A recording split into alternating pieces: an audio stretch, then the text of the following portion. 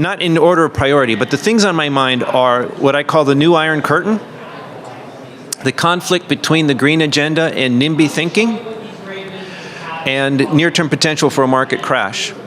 Now, I'm not actually an economist. I like to joke that I just play one on TV. I'm not the big macro thinker of the world. I trust people like Lynn Alden and some of these others to help me with that. I'm a due diligence guy. My shtick is that I've been kicking rocks and picking mining stocks for 20 years almost. Tutelage under Doug Casey. That's really what I do. But people ask me about this, and you have to have a context for what you're doing. And these big themes that I'm thinking about are important. So let me just take them actually in reverse order. I am not predicting the crash of 2020. I do think there is a very elevated risk right now. I think the double barrel tightening by the Fed, I think Wall Street is smoking something funny if they think they're ready for what's coming. I won't beat it to death, but I do think that there is a whole lot of potential hurt ahead. And if the broader markets, whether they crash or not, if they go down substantially, that downdraft affects everything, including gold, including uranium, including things that shouldn't be touched at all. Nothing is safe when the broader markets really go into reverse with gusto. I'm not saying that will happen. I'm not rushing to the exits right now to sell everything. I'm saying that I feel the vibe, and you look at the wiggles on Wall Street when there's any bad news, it feels like this is more clear and imminent to me. And if you look at the macro picture, the war and the COVID lockdowns and all that, I think things are more fragile than the talking heads on financial media are willing to admit. And in that context, I think there's substantial potential for a major retreat in the broader markets, and don't think that being a gold bug will save you from that. The good news is, of course, if that happens, it's short-lived. 2020, we saw that V-shape. 28, we saw a V-shape. I do think for people that invest in real things, that something like that is an opportunity. So I'm not trying to be, doom and gloom here. I'm actually optimistic. I actually just sent a whack of cash to my brokerage account this morning I'm trying to beef up cash ahead of what I see as a buying opportunity. And not to beat it to death, but just the current edition of the Independent Speculator, our main newsletter, it's navigating the rapids above Niagara Falls. Again, I'm not predicting the crash of 2020. I wrote an article called The Crash of 2021 with a question mark after it. And I also said, don't sell everything because it might not happen. And boy, am I glad that I said that a year ago, because you would have lost a lot of opportunities. Anyway, but I did say that I'm pulling everything off my shopping list. I'm not buying anything now in front of this potential. That's not just hyperbole. This is action, okay? This is what I'm doing with my own money. So I really believe this is something to watch for. All right, the other one is the conflict between the green agenda and the not in my backyard thinking. I think this is a big deal. I think this is a long-lasting trend that we're going to see play out over years ahead, of great consequence to anybody in any kind of resource investing. Gold bugs too, but copper, uranium, everything related to energy and the new mining economy going forward. Basically, the green agenda, whether you agree with it or not, if you hate the green agenda and think it's all lousy politics, or you truly believe that climate change is an emergency and needs to be dealt with, I have the exact same thing to say to you in either of those cases. And that is that, one, it's happening. Whatever you or I think, doesn't matter. The world is going in that direction. And I think the powers that be are extremely wedded to this narrative. It's more important to them, and I think they think it's more important to most of their voters and people, their support bases, than almost anything else. And so I think the not in my backyard thinking that has plagued the resource sector increasingly over the last decades, I think it will retreat. I think the panic that is increasing in the climate change camp will push back on the not in my backyard attitudes. And in areas where it was hard to get mines to permit before, I think will get easier. It's not going to happen overnight. It's not going to maybe happen, it'll be something that happens over years. In the United States, right now, the administration, despite all its talk about critical minerals and subsidies for ESG-approved mines, they're not actually making the regulations any easier They're not really being more inviting to mining yet. Nothing's actually changed yet. But the reality is that without mining, there is no green dream. It's not going to happen. And I heard some ridiculous woman on TV saying, oh, we'll just recycle more to provide all the copper we need. No, you won't. You need 10 times more copper than you have. You can't recycle 10 times more copper into existence. It's not going to happen without mining. So the NIMBY thinking has to give way. It's either that or we're okay with global warming. Given the choice, I think people are going to say, okay, well, we'll pinch our noses and we'll do some mining. And by the way, if we do mining in our countries, where we can do it responsibly and without minimal damage to Earth, there's an argument to be said that that's the friendlier option, rather than pushing it off to some place in the heart of darkness where they will spill pollution everywhere and not do things as well as we would because we're such noble and good people over here. Not only that, well, I won't beat that to death. I think this is a major theme that we're going to see developing in the resource sector. Now, maybe this doesn't help you tomorrow. What am I going to buy today? What's going to go up tomorrow? But as you think about what resources you want to invest in, what commodities you're looking for, I think this is something that should inform your decision.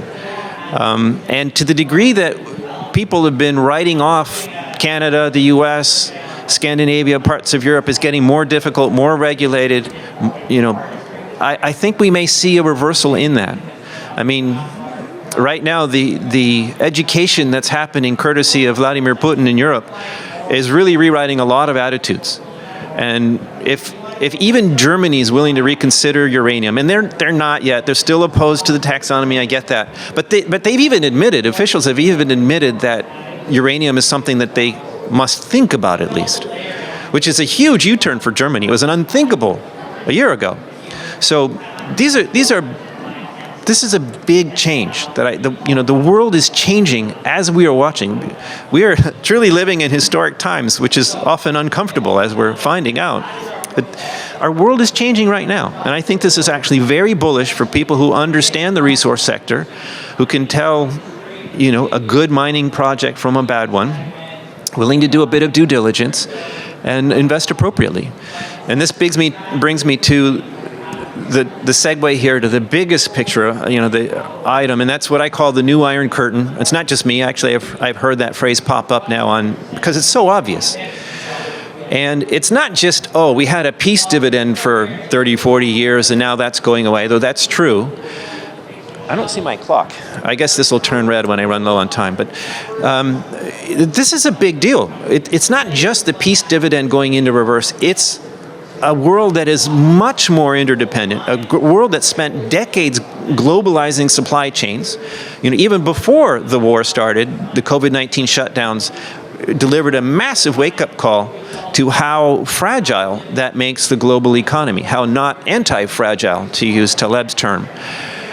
This is a big deal. That wake-up call was already there, and then on top of this, you get a war that really just kind of, that's the Uber wake-up call.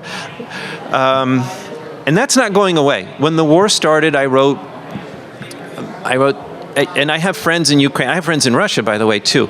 I'm deeply sympathetic, and I have personal acquaintances affected by the human tragedy, so I'm not making light of that, but we're here as investors talking about resources. I'm not going to dwell on that. I'm just saying, I'm aware. The war itself is not the driver for us as investors. It's the economic war, it's the sanctions and the fallout from that. That's what's resulting in the new Iron Curtain. And that doesn't go away. Even if the war ends soon, which doesn't seem like it's going to do, the sanctions don't go away. And even if, I think this is very unlikely, even if there was a palace coup, somebody puts some cement shoes on Putin and tosses him in the Black Sea, and they come out with a new guy and says, oh no, we love the West, we apologize, we'll give all the land back, we want to be friends. Even if that happened, which it won't, but even if that happened, you still have a division in the world. You still have China, which in the midst of a war in Europe, the United States still defines China as its main adversary. Right? So that doesn't change if the war ends. And I'm not taking sides here. I'm just pointing out the political realities in the world. political reality is, does that even exist? Anyway, politics influences everything we do, however unreal it may be. This is a big, big deal. The world has changed visibly in a major way that is not going to be undone. And the very least, in terms of consequences of this, is deglobalization, accelerated deglobalization, higher costs, inflation of a lasting, permanent nature, higher commodity prices, higher energy prices. Energy influences everything, right? So we're not going back. Even if the war ends, things are not going back the way they were. I think as investors in the resource sector, this has a lot of consequences. The good news is that the inefficient market creates opportunities for people in the right places. If you need something that most of it's being produced on the other side of the new Iron Curtain, and now you don't have access to that, well, you need new sources on the right side of the Iron Curtain. And if you happen to be invested in those companies, in those spaces, you have an advantage. This is something that all of us in this room can play for years going forward with that awareness. And just on the price level, this inefficiency makes prices higher, so your top line prices are going to be making headlines, whether it's copper or nickel or palladium. Russia produces a lot of the world's palladium, uranium. Kazakhstan is not Russia, and is, from what I can tell from my sources in Kazakhstan, the powers that be in Kazakhstan, they're doing everything they possibly can to make sure they don't get tarred and feathered with the same brush and feathers. They don't want to be sanctioned. They don't want to be on the wrong side of the Iron Curtain. But they see themselves, as they call it, caught between the bear and the dragon. And they are literally between China and Russia, and they're major trading partners. So they may not be given a lot of choice as to which side they take. I'm not making a prediction there. I'm just political reality, whatever that is, could massively change the landscape in the uranium space. The good news is that even if that doesn't happen, the supply and demand fundamentals are as bullish as ever for uranium. The demand case just keeps picking up, with even Europe now pivoting back towards nuclear. So very bullish on that. There's so many ways I can go with this, but I'd like to be able to answer some questions. So just big picture thing.